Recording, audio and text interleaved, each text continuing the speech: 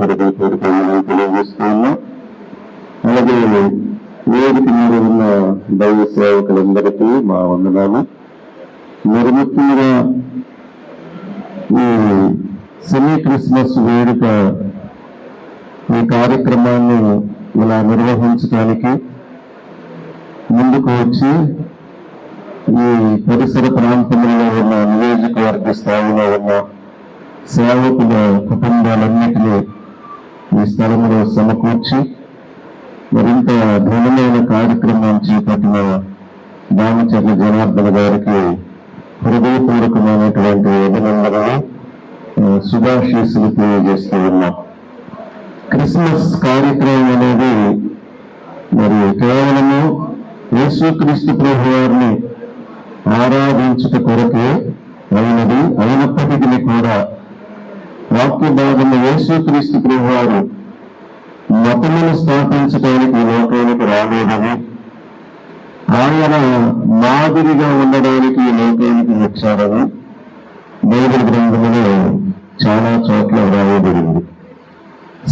అంటే కేవలం క్రైస్తవులకి కాదు కానీ అందరికీ, అన్ని వ్యవస్థల వారందరికీ కూడా, చివరికి మనము రాజకీయ నాయకులకు కూడా యేసుక్రీస్తు ప్రభు వారు మాదిరికరమైన వారవల్ల ప్రజలను గెలవడానికి ఆయన అనుసరించినటువంటి విధానాలు, ఆయన పాటించినటువంటి పద్ధతులు అన్ని వర్గాల వారికి అవి సందేశాలు ఉన్నాయి.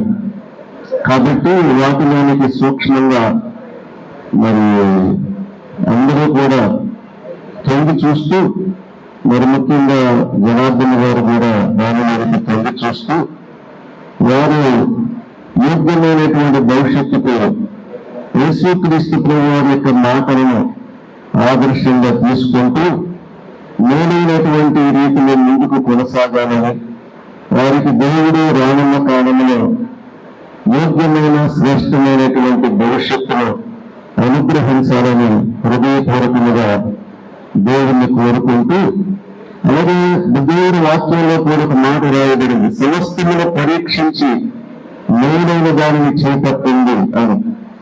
ఆధ్యాత్మిక కోణంలోనిగా కాకుండా సామాజికంగా కూడా మనం ఇప్పుడు చాలా విషయాలను చూస్తూ ఉన్నటువంటి మనము సమస్తాన్ని పరీక్షించి ఏది మేలో, ఏది శ్రేష్టమో, ఏది శ్రేయస్కరమో దానిని చేపట్టేటువంటి యోగ్యమైనటువంటి పౌరులుగా మన వ్యక్తులుగా మీరందరూ ఉండాలని దేవుని సేవకులుగా మీకు మనవి చేస్తూ జనార్దన్ గారిని హృదయపూర్వకంగా ఆశీర్వదిస్తూ ఈయన మాటలు ముగిస్తున్నాం. దేవుడు